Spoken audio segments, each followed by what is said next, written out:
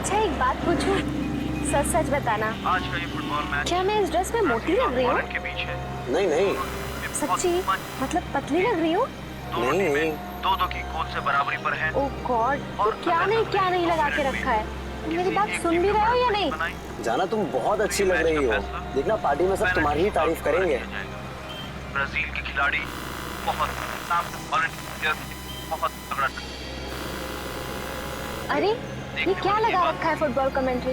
बंद करो यार, सॉन्ग लगा दो। प्लीज शिखा, तुम्हें पता है हॉलैंड का कितना इंपॉर्टेंट मैच है? अगर आज हॉलैंड नहीं जीती तो क्वार्टर फाइनल में नहीं पहुंच पाएगी। So please. आप सब जानते हैं पेनल्टी 5-5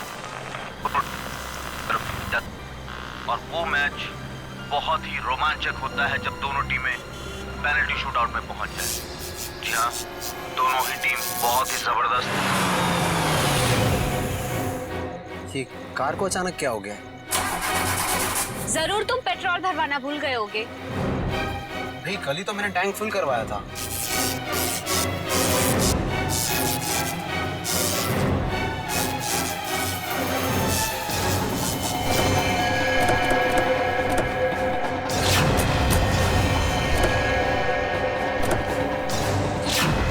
अरे ये क्या, एक साथ सारी गाड़ियां खराब हो गई? हाँ, सड़क की सारी बत्तियां भी गुल हो गई है।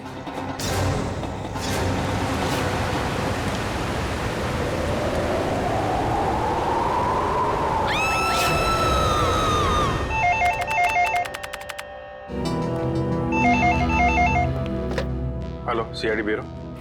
क्या? कब से? ठीक है, हम लोग देखते हैं। क्या हुआ सर? किसी महेश का फोन था, कह रहा था उसका बेटा रोहित कल रात से घर से गायब है। आप लोग सीआईडी से? जी हाँ, आप लोगों ने हमें फोन किया था। हाँ जी जी। प्लीज प्लीज मेरे बेटे को ढूंढ लीजिए। प्लीज आप रोइए मत। क्या हुआ क्या आपके बेटे को? कल रात हम अपने रिश्तेदार के यहाँ गए थे, तब हमारा बेटा रोहित यही घर पे ही था, मगर सुबह जब हम यहाँ लौटे तो देखा वो यहाँ नहीं है। घर का पूरा कोला कोला चाल मारा। चुप हो जाओ। मगर हमारा बेटा। आप लोग रात भर रिश्तेदारों के यहीं रुके रहे? हमारे फूफा जी की तबीयत ठीक नहीं थी, इसलिए हमें वहीं रुकना पड़ा। कल रात कितने बजे गए थे आप लोग यहाँ घर से, और आज सुबह कितने बजे लौटे? हम लोग करीब रात में 9 बजे गए थे और सुबह 8-9 बजे आए थे वापस। तो करीब 12 घंटे तक आपका बेटा, क्या नाम बताया? रोहित। रोहित। 12 घंटे तक आपका बेटा घर में अकेला था? नहीं साहब, वो अकेला नहीं था, मैं थी उसके साथ। 12 बजे तक अपने रूम में ही था रोहित। फिर मैं सोने चली गई और फिर जब मैं सुबह उठी तो वो घर पर नहीं था। आप कौन? ये नीलम हमारी गैर मौजूदगी में रोहित का ख्याल यही रखती है। आपने कोई आवाज नहीं सुनी चीखने चिल्लाने की? नहीं साहब, मैंने कोई आवाज नहीं सुनी। रात के समय सब दरवाजे बंद किए थे, फिर पता नहीं कोई कैसे अंदर आ गया। जरा रोहित का कमरा देख सकता है? आइए सर, आइए। ये रोहित का कमरा।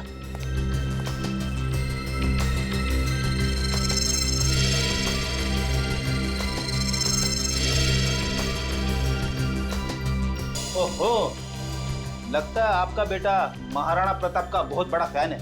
हाँ, ये उसका फेवरेट सीरियल है और इसका एपिसोड कभी मिस नहीं करता। कैंपिंग का सामान को देखकर लगता है कि वो एडवेंचर स्पोर्ट्स का भी काफी दीवाना है। हाँ? जी, बहुत पसंद था उसे।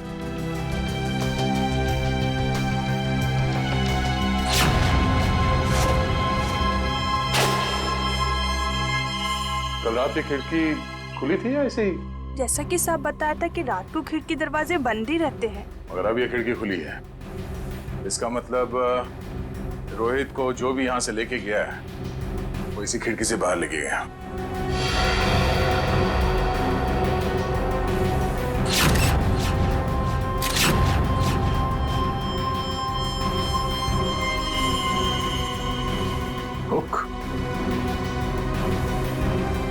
चलिए जरा बाहर चल के देखते हैं।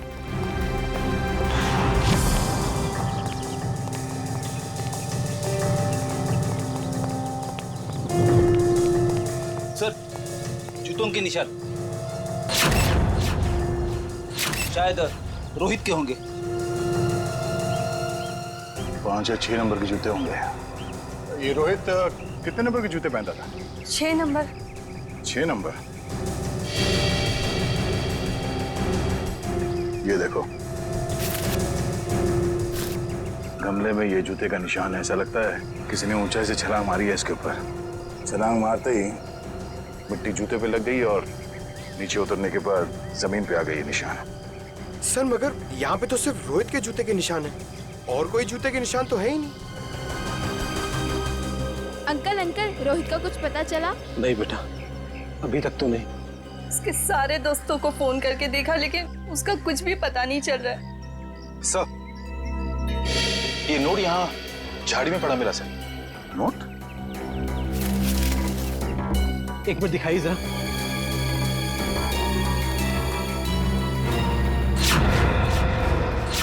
ये कैसे हो सकता है? ये तो मेरा लकी नोट है। इसे तो मैं हमेशा मेज की ड्रॉअर में रखता था। आपको पूरा यकीन है कि यही वो नोट है? हाँ, ये देखिए, इस पे मेरे नाम का इनिशियल्स भी लिखा हुआ है। ये नोट वहां कैसे आया?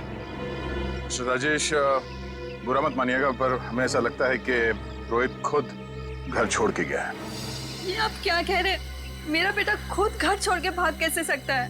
देखिए मैम, रोहित के कमरे की खिड़कियां अंदर से बंद थी, फिर भी किसी ने खिड़कियां अंदर से खोली है। और अगर कोई यहाँ से रोहित के कमरे में चढ़ता तो कल रात बारिश हुई थी, उसके हाथों के या पैरों के निशान यहाँ दीवार पे होने चाहिए थे, मगर यहाँ दीवार एकदम साफ है और यहाँ जमीन पे रोहित के जूतों के निशान मिले हैं और किसी के नहीं। और ये नोट, तो ऐसा लगता है कि भागने से पहले रोहित ड्रॉअर से पैसे निकाल के गया है। ये कैसे कह सकते हैं आप कि मेरा बेटा इतनी ऊंचाई से कूद सकता है? अब आप ही ने बताया था कि आपके बेटे को ट्रैकिंग और हाइकिंग का बहुत शौक है, तो हो सकता है ये हुक के जरिए रस्सी लगाकर वो नीचे उतर गया हो यहाँ से। अंकल, रोहित को अकेले घूमना बहुत पसंद था। वो अक्सर शाम को हमारा क्रिकेट मैच छोड़ के यहाँ वहाँ जाया करता था। अकेले घूमता था? कहाँ पे? वैसे तो उसने कभी बताया नहीं, मगर एक दिन मैं उसका पीछा करते करते पुराने किले के पास पहुँच गया था। पुराने किले के पास? क्या करने जाता था वो वहाँ? सर वो महाराणा प्रताप का फैन था सर, शायद इसलिए जाता हो सकता है कल रात भी रोहित पुराने किले में ही गया हो।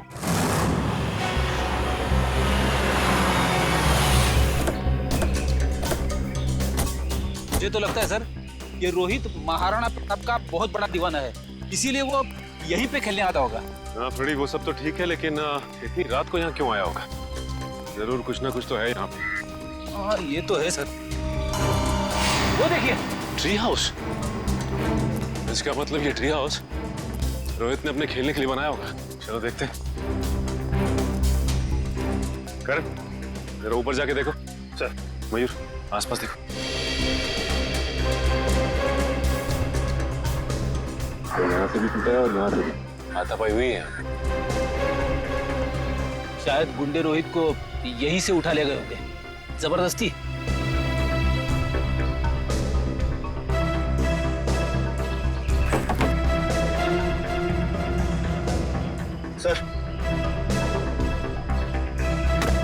सर ये कुछ बुक्स मिली है, सबकी सब महाराणा प्रताप के बारे में। वाकई में महाराणा प्रताप का बहुत बड़ा फैन लगता है। सर, यहाँ आसपास कुछ भी नहीं मिला। कुछ भी नहीं है? ठीक है, देखते हैं।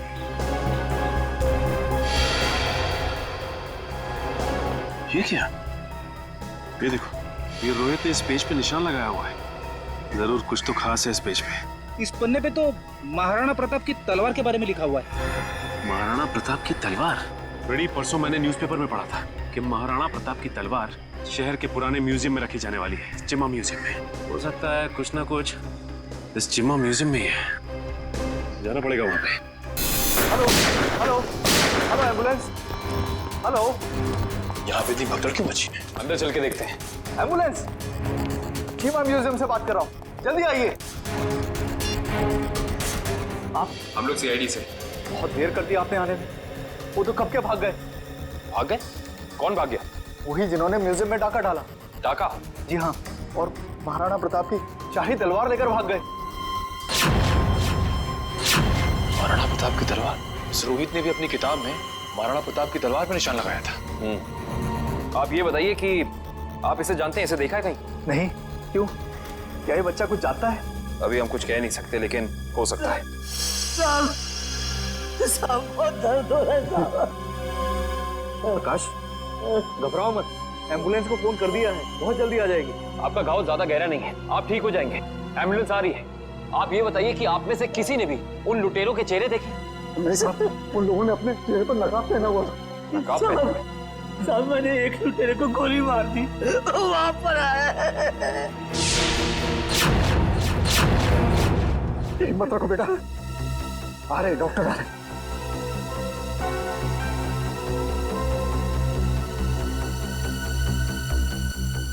ये तो मर चुका है। साहब मुझे सजा तो नहीं होगी ना? आपको घबराने की कोई जरूरत नहीं है। आपने आत्मरक्षा में गोली चलाई है, अदालत इस बात को जरूर ध्यान में रखेगी। कुछ नहीं होगा आपको।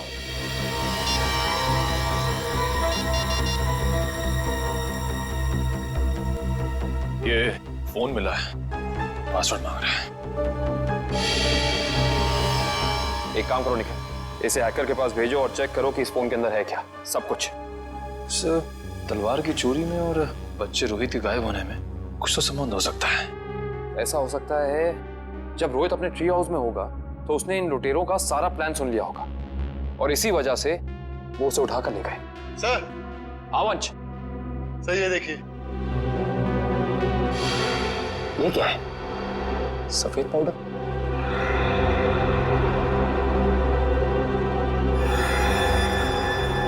इसे चेक कराना पड़ेगा। सर, मैंने शहर के सभी check post, airport, bus stop और रेलवे स्टेशन में रोहित का फोटो भेज दिया है। अगर लोग उसे शहर से लेके बाहर जाएंगे तो पकड़ जाएंगे। तलवार की फोटो भी भेजो। सर, वरना आप तलवार भी बाहर नहीं जानी चाहिए। सर, मैंने शहर के उन सभी अमीर लोगों की लिस्ट निकाली है जिन्हें एंटीक सामान खरीदने का शौक है और जो उस तलवार में दिलचस्पी दिखा सकते हैं। सबकी एक एक हरकत पे नजर रखो। रोहित के और तलवार के गायब होने में आपस में कोई ना कोई संबंध जरूर है। सर, ये फोन जो गुंडों की जेब से मिला था सर, इस पे आखिरी कॉल हीरानगर से आता सर। हीरानगर? फिर तो भाई आप लोगों को हीरानगर की हर एक मार्बल शॉप पर जाना चाहिए। मार्बल शॉप में क्यों डॉक्टर साहब? मार्बल शॉप पर इसलिए क्योंकि मरने वाले के बालों पर आपको जो सफेद रंग का पाउडर मिला है ना, वो और कुछ नहीं है, मार्बल का चूरा है। मार्बल का चूरा? फिर तो हीरानगर की संगमरमर की दुकानों में एक चक्कर लगाना ही पड़ेगा। सर, आज ना तो संडे है, ना कोई त्योहार है, फिर ये मार्बल का गोडाउन बंद क्यों पड़ा है? कोई है ही नहीं यहाँ पे। क्योंकि शायद उन्हें भनक लग गई थी कि सीआईडी आने वाली है। हाँ?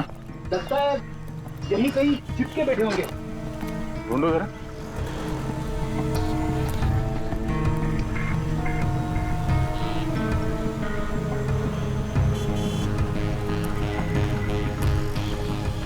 ये घर यहाँ? चलो अंदर देखते हैं।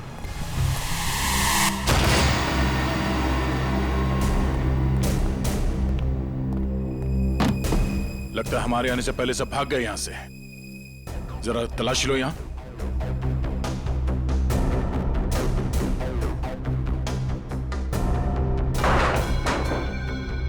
सर, यहाँ पे तो मेज और कुर्सी के अलावा कुछ भी नहीं है। लगता है सारे सबूतों के साथ वो लोग भाग गए।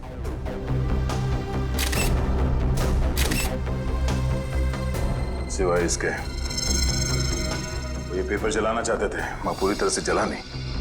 इस पे तो कुछ नाम और नंबर लिखे थे। इस नाम का पहला अक्षर आर से शुरू होता है और खत्म होता है EER। रणवीर तो नहीं? रणवीर? ये नाम इस केस में पहले भी सुना है। अरे हाँ, उस आदमी का नाम भी तो रणवीर है, इसका नाम उस लिस्ट में है जिन्हें ये तलवार खरीदने में दिलचस्पी है। इसका मतलब सर, उस तलवार की चोरी में रणवीर का हाथ है? वो भी पता चल जाएगा।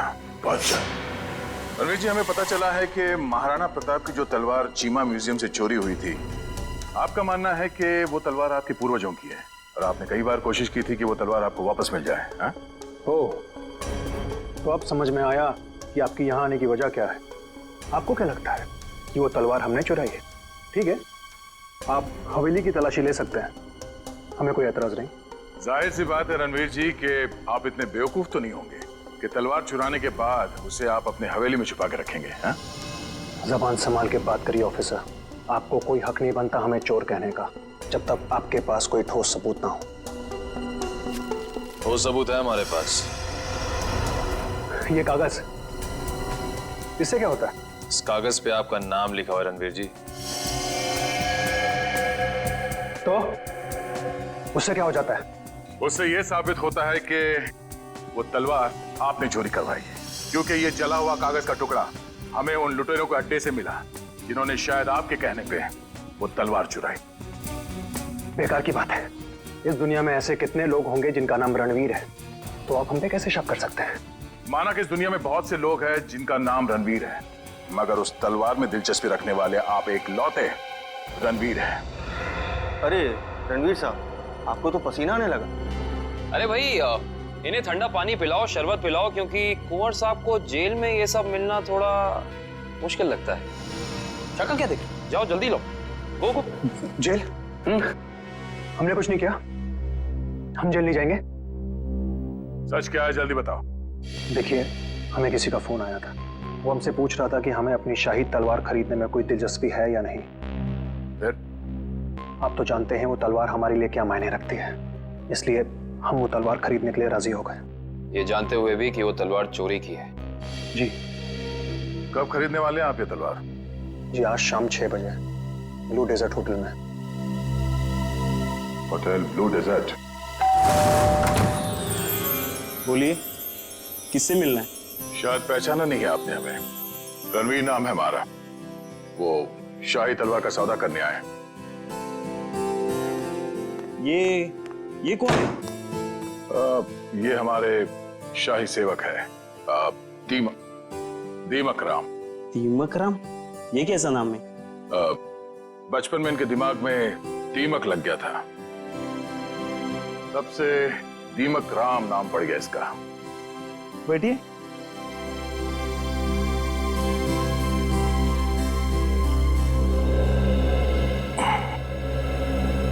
आपकी तारीफ?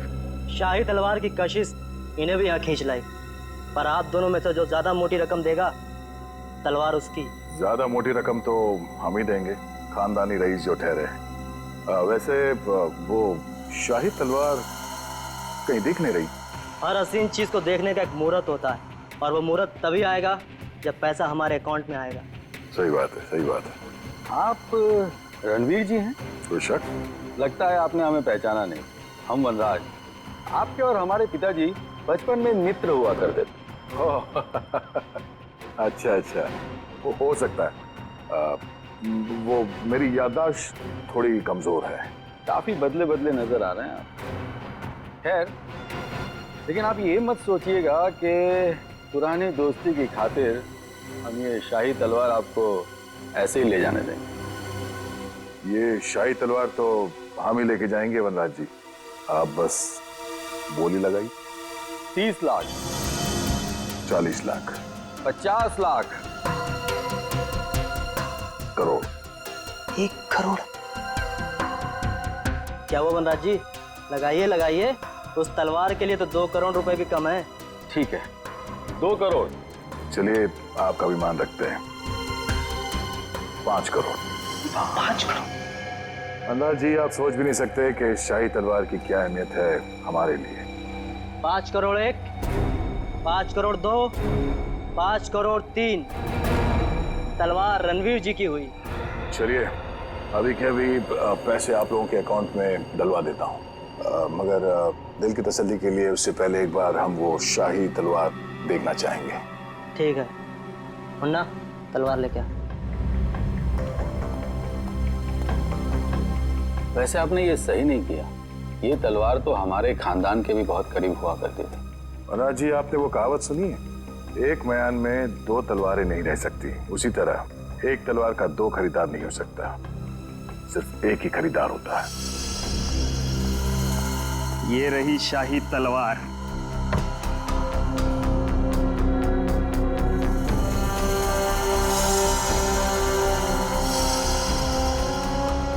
अब आप हमारे अकाउंट में पैसे डलवा सकते हैं। बिल्कुल।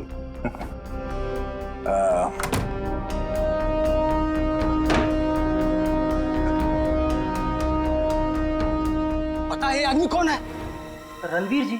रणवीर नहीं, दया। सीआईडी ऑफिसर दया है। दया? वो दरवाजा तोड़ने वाला?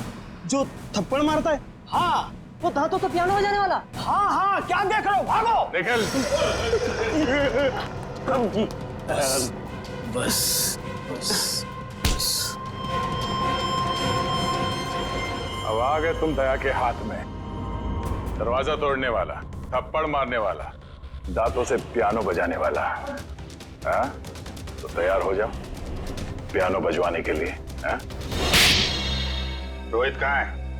मुझे कुछ पता नहीं है सर। वो तलवार किसके कहने पे चुराई तूने? कुछ भी याद नहीं है। याद नहीं? रेडी? जरा मदद करो इनको याद करने में। ये लीजिए सर। नेक काम में देरी कैसी? जी डॉक्टर साहब आप यहाँ पे? हाँ यार, एक बहुत जरूरी खबर देनी है। वो महाराणा प्रताप की जो तलवार थी, जो म्यूजियम से चुराई गई थी, वो तलवार नकली है। क्या नकली है? तेरे चेहरे का रंग तो बिल्कुल नहीं बदला। तो जानता था वो तलवार नकली है? मुझे मालूम था कि वो तलवार नकली है। तो नकली तलवार तूने चुराई क्यों? किसी के कहने पे चुराया साहब। किसके कहने पे? वो देख, यहाँ पे अगर इन सब ने थोड़ी थोड़ी मेहनत की तुझे याद दिलाने में, तो तेरा क्या हश्र होगा मैं कह नहीं सकता। भला इसी में चुपचाप बता दे, तलवार किसके कहने पे चुराई? वो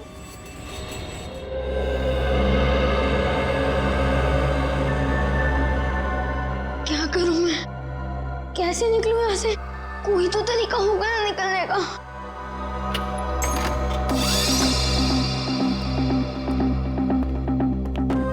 दे खाना खा ले।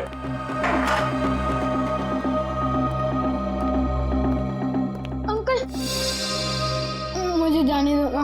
मैंने आपको क्या बिगाड़ा है? तुझे जाने देना या ना जाने देना मेरे बॉस के हाथ में है, समझा? जा अब खाना खा ले।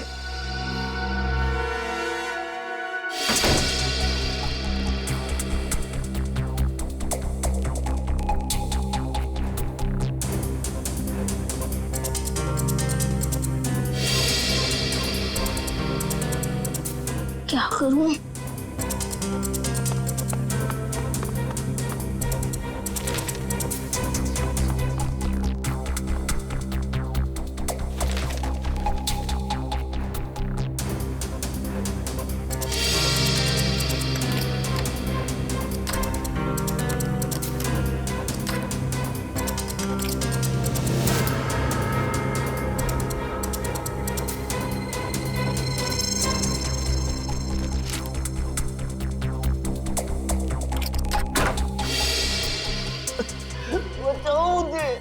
ये किसकी आवाज है?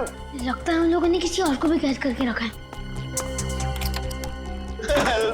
बचाओ मुझे। अंकल आप कौन हो? तुम कौन हो? मैं रोहित। इन लोगों ने मुझे भी आह्वान के रखा था। बेटा मुझसे बहुत बड़ी गलती हो गई। अंकल कैसी गलती? हमें बताने का वक्त नहीं। अगर मैं यहाँ से बाहर निकला तो समझो हर तरफ तबाही तबाही होगी। तो अंकल चलो। नहीं, यहाँ से नहीं। बाहर उन लोगों ने पहरा लगा रखा हो। ये भी ठीक है। खिड़की से? बेटा मगर हम लोग दूसरे माले पे। चद्दरे? तो अंकल ये चद्दरे कब काम आएगी? चलो अंकल जल्दी।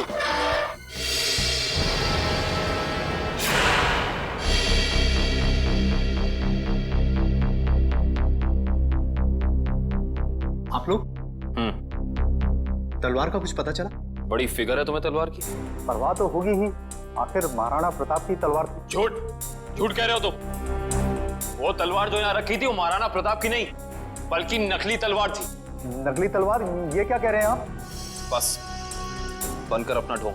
हम जानते हैं कि तुमने वहां पे नकली तलवार रखी और फिर यहाँ से उस तलवार को चोरी करा के तुमने ये सारा नाटक रचा ताकि तुम पे कोई शक ना आए। देखिए, आपको इस तरह से मुझ पर बेबुनियाद इल्जाम लगाने का कोई हक नहीं है। अच्छा, तुम्हारी ये लड़खड़ाती जबान से साबित होता है कि तुम झूठ बोल रहे हो। चोरी तुमने कराई है। अब सच सच बता दो वरना सच बुलवाना हमें आता है। सर, उसकी कोई जरूरत नहीं है। दरअसल तलवार मैंने ही चुराई थी। लेकिन सर, इस म्यूजियम पे हमले में मेरा कोई हाथ नहीं है। अब सच बाहर निकला। अब ये बता कि रोहित कहाँ है? कौन रोहित? लगता है तुम्हारी याददाश्त वाकई कमजोर हो गई है। याद दिलाना पड़ेगा। ये है रोहित। कहाँ पे है? सर, मैं इस लड़के को नहीं जानता। देखिए, मेरा सिर्फ इतना ही कसूर है कि मैंने तलवार चुराई थी सर, मैंने और कुछ भी नहीं किया है, प्लीज। इस बूढ़ा को पता था कि तलवार नकली है, तो फिर उसने तलवार चोरी क्यों कराई? इसकी सिर्फ एक ही वजह हो सकती है, वो यहाँ तलवार नहीं बल्कि कुछ और चोरी करने आए थे।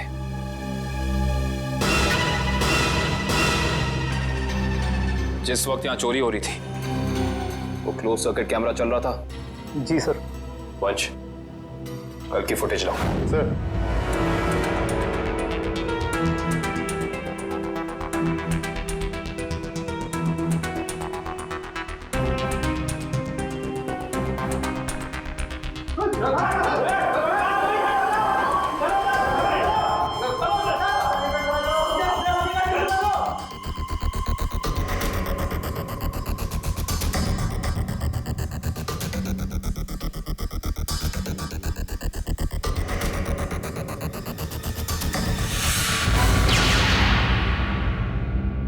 ये देखा तुम लोगों ने? ये एक लुटेरा उधर जाके खड़ा हो गया उस तरफ, तभी दूसरे ने इधर जाके उस क्लोज सर्किट कैमरे पे गोली चला दी। पर उधर तो साइंस सेक्शन है। हाँ सर, वहां पर नए नए आविष्कारों का सामान रखा जाता है। नए आविष्कार? इधर आओ।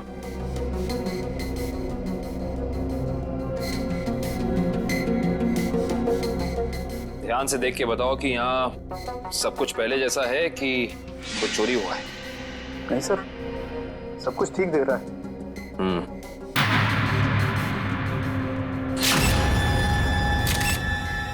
ठीक नहीं है। ये देखो, खून की बूंद। ये खून की बूंद यहाँ कैसे आई? सर, मुझे इसके बारे में कुछ भी नहीं पता है, कहाँ से आई। अच्छा, इसके बारे में नहीं पता तो ये तो पता होगा कि ये क्या है। ये डॉक्टर गिरीश का बनाया हुआ इलेक्ट्रोमैग्नेटिक पल्स डिवाइस है।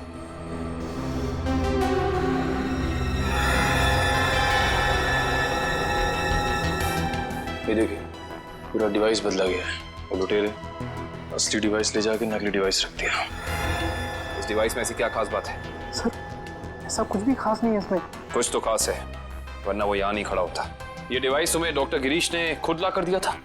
नहीं सर, उनकी तो मौत हो चुकी है। उसका बेटा है नितिन, उसने दिया था। इंटरेस्टिंग। इस नितिन का एड्रेस देना जरा।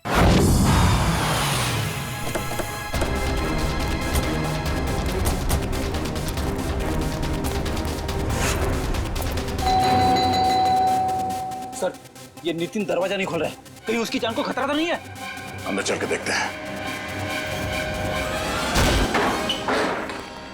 नितिन! नितिन! नितिन! लगता है यहाँ हाथापाई हुई है। जरा घर की तलाशी लो जल्दी। नितिन!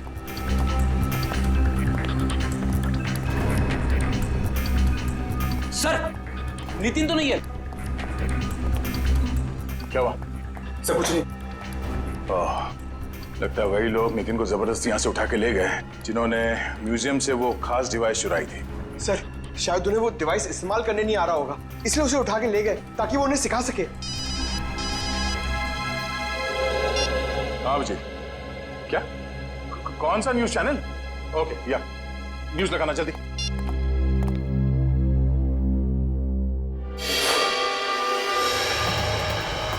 नमस्कार भाइयों और बहनों, मुझे ये बताते हुए बेहद खेद महसूस हो रहा है कि इस धरती पे आप सबकी जिंदगी गिनी चुनी ही बची है। न सिर्फ ये शहर बल्कि ये पूरा देश जल्द ही एक कब्रिस्तान में बदल जाएगा, जहां हर तरफ लाशें ही लाशें होंगी, हर तरफ मौत ही मौत छाई रहेंगी। तो जाइए, पूरी कर लीजिए अपनी आखिरी इच्छाएं, क्योंकि वक्त आपके पास बहुत कम है। सर, ये आदमी कौन है जो पूरे देश को खुलेआम धमकी दे रहा है?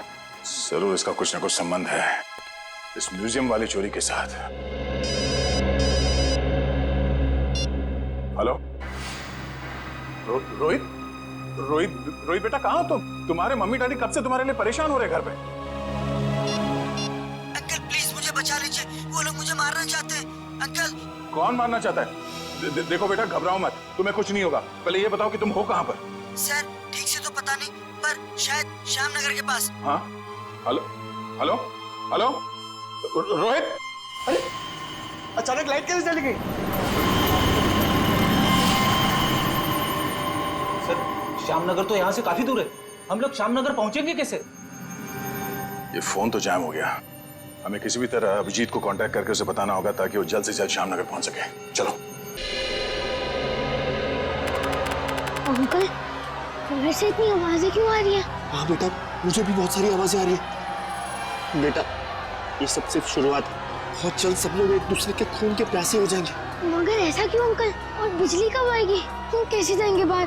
अंकल मुझे बहुत डर लग रहा है, आप कुछ करो ना अंकल। नहीं नहीं बेटा, डरो मत। मगर रोहित, ये कोई मामूली पावर कट नहीं है। आधे शहर का बिजली का सामान नष्ट हो चुका है। एक इलेक्ट्रोमैग्नेटिक पल्स रेडिएशन की वजह से फोन, प्लेन्स, कार्स, कंप्यूटर्स कुछ भी काम नहीं करेंगे। लेकिन किसने किया ये सब और कैसे हुआ? बेटा, कुछ हद तक इस सब का जिम्मेदार मैं भी हूँ। अगर मैंने थोड़ी सी हिम्मत दिखाई होती ना तो आज ये सब नहीं होता। कुछ नहीं अंकल, एक काम करते हैं, हम महाराणा प्रताप को याद करते हैं। हम दोनों को बहुत शक्ति मिलेगी, बहुत हिम्मत मिलेगी और सीआईडी अंकल भी पहुंचते ही होंगे। हम चलो ढूंढो उन्हें, देखो यही कहीं छुपे होंगे। जल्दी जल्दी। वो बूढ़े लोग पहुंच गए हमारा पीछे करते करते। अब हम क्या करेंगे? बेटा, हमें कुछ ना कुछ तो करना पड़ेगा। क्या करें हम? तुम सुनो मेरी बात सुनो, तुम यहाँ से भाग जाओ, मैं यहाँ पर रुक के उनका सामना करता हूँ। नहीं अंकल, मैं आपके साथ ही रहूंगा और वैसे भी सीआईडी अंकल पहुंच ही होंगे। नहीं बेटा, तुम मेरी बात सुनो, तुम यहाँ से जाओ। मैं आपके साथ ही रहूंगा। तुम क्या करें? अंकल एक सेकेंड। बेटा संभाल के। बेटा, रोहित।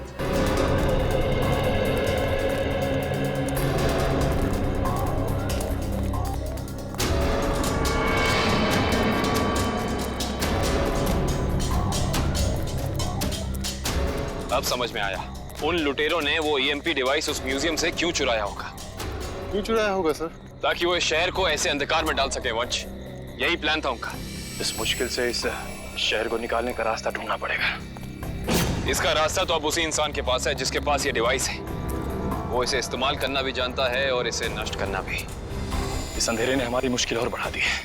तो बेचारा बच्चा रोहित, उसे ढूंढना थोड़ा और मुश्किल हो जाएगा। उसे भी ढूंढेंगे हम और इस शहर को इसकी जगमगाहट वापस लौटाएंगे। वो देखिए, कोई हमें अपनी तरफ बुलाने का इशारा कर रहा है। हाँ निखिल, कहीं इशारा वो बच्चा रोहित तो नहीं कर रहा? आओ देखते हैं। चलो।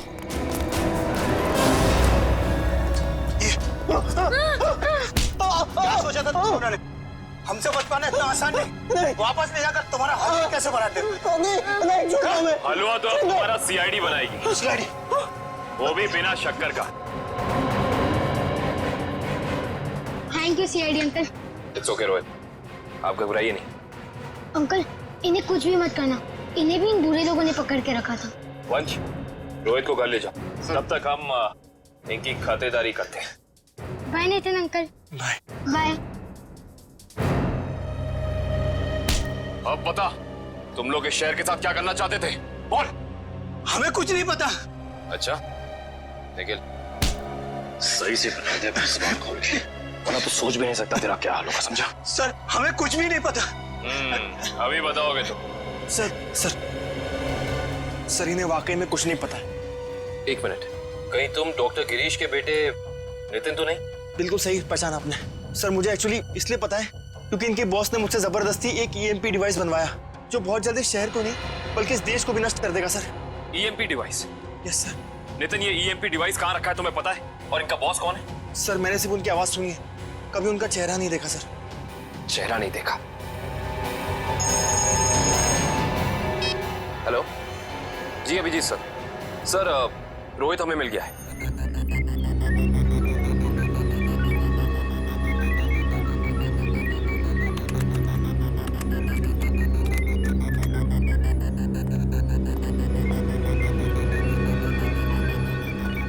जल्दी करो, अगले 10 मिनट में सारे हवाई जहाज जमीन पे होने चाहिए।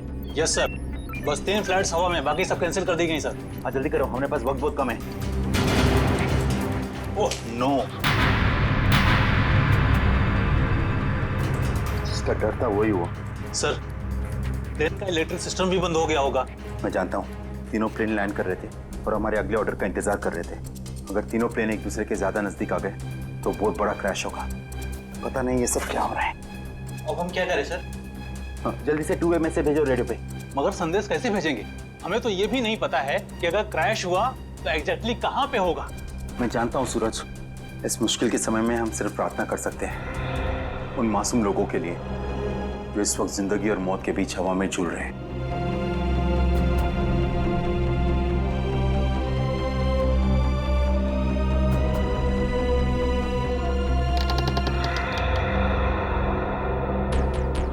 सर यही वो जगह है जहाँ उस डिवाइस पे मुझे काम करने के लिए लाया गया था, जिससे ईएमपी ब्लास्ट हो। कुछ बड़ा करने का मकसद है इन लोगों का।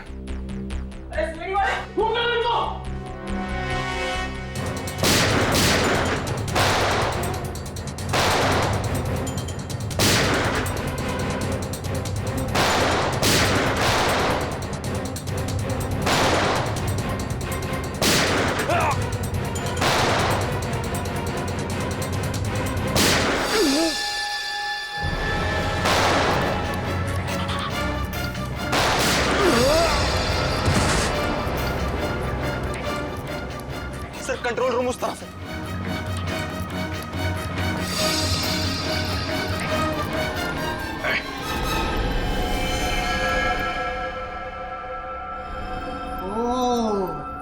आ गए मिस्टर अभिजीत। तो तुम हो इस सब के पीछे हैं? हाँ मैं हूं मैं।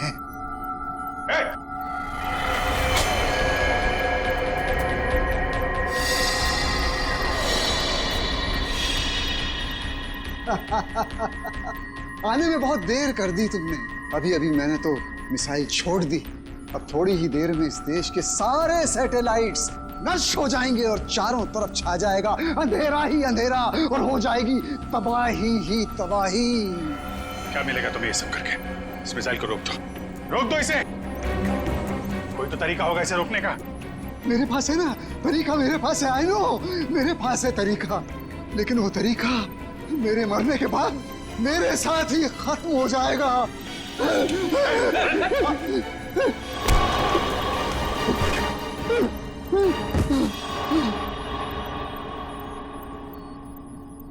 सर ये तो बेहोश हो गया। मिसाइल को कैसे रोकेंगे सर? नितिन कुछ करो तुम। ये सर ये सर।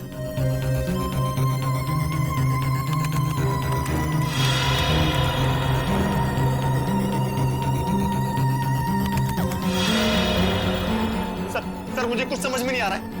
45 सेकंड बचे हैं, कुछ करो जल्दी तुम। सर एक तरीका है, अगर मैं इस मिसाइल को सेल्फ डिस्ट्रक्ट कर सकूं तो कुछ बात बन सकती है। मतलब मिसाइल अपने आप को नष्ट कर दे अपनी शक्ति से? ये सर ऐसे कुछ।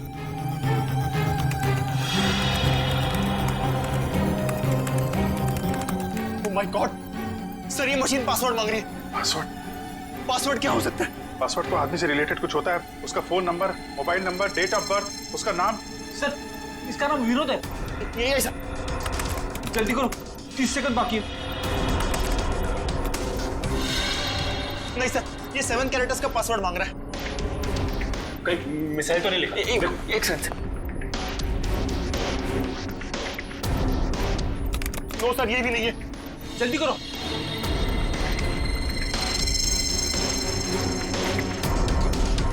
विनोद और उसके बेटे की फोटो। शेखर अपने 21वें जन्मदिन पे। शेखर टाइप करो जल्दी। ये सर। सर सिर्फ 15 सेकंड बाकी है सर।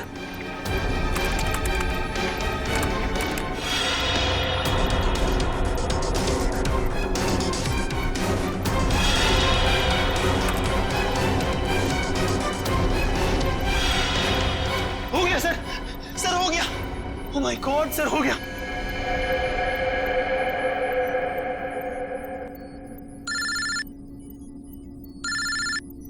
हेलो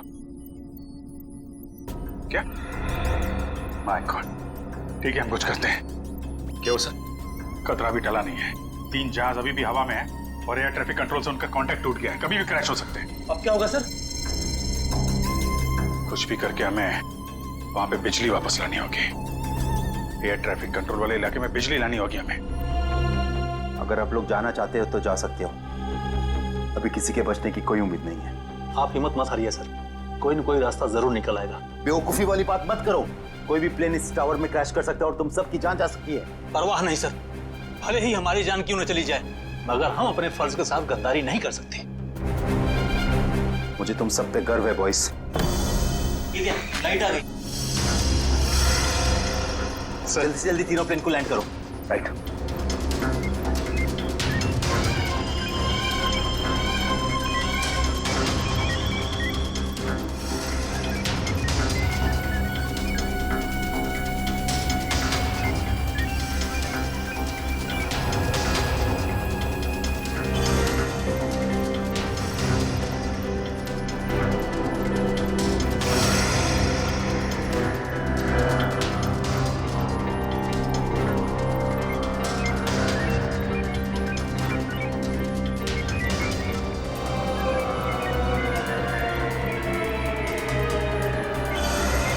सर, प्लेन की सफली लैंडिंग हो चुकी sir. Very good, good job boys, good job.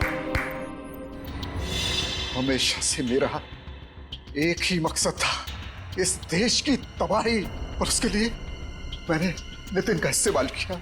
मैंने उससे एक ऐसा शक्तिशाली इलेक्ट्रोमैग्नेटिक पल्स वाला डिवाइस बनवाया जो क्या कर सकता है वो तो आप सब लोग देख ही चुके हैं। लेकिन उस डिवाइस के इस्तेमाल के लिए मुझे एक कंपोनेंट की जरूरत थी, और वो कंपोनेंट म्यूजियम में पड़ा हुआ था। लेकिन उसी नितिन की मदद से हमने तुम्हारे मंसूबों पे पानी फेर दिया। हाँ, गलती हो गई मुझसे, गलती हो गई। मेरा काम खत्म होने के बाद मुझे उस नितिन को फौरन मार देना चाहिए था। कम से कम इस देश को तबाह करने का मेरा सपना तो पूरा हो जाता। लेकिन इस देश से इतनी नफरत की वजह क्या है? इस देश ने मेरा बेटा छीन लिया मुझसे। मेरा बेटा शेखर आर्मी में था। वो इस देश की सेवा उसका धर्म था, लेकिन किसी ने उसकी परवाह की? किसी ने कोई परवाह नहीं की। 2 साल पहले एक रोड एक्सीडेंट में वो सड़क पर पड़ा रहा, लहूलुहान तड़पता रहा, लेकिन किसी ने उसकी कोई मदद नहीं की। और मेरा शेखर, मेरा बेटा तड़प तड़प कर मर गया। मेरा शेखर मर गया। अब आप ही बताइए, मेरा वो बेटा जो अपनी देश के लिए जान देना चाहता था, क्या ऐसी बात का हकदार था वो? बताइए ना। मुझे अब भी लगता है कि इस देश को तबाह हो जाना चाहिए, बर्बाद होने आना चाहिए। शेखर के साथ जो कुछ हुआ उसका अफसोस है हमें, लेकिन कुछ बुज़दिल लोगों की सजा पूरे देश को देना, ये कहां का इंसाफ है? तुम्हारे साथ क्या करना है इसका फैसला तो अब अदालत ही करेगी।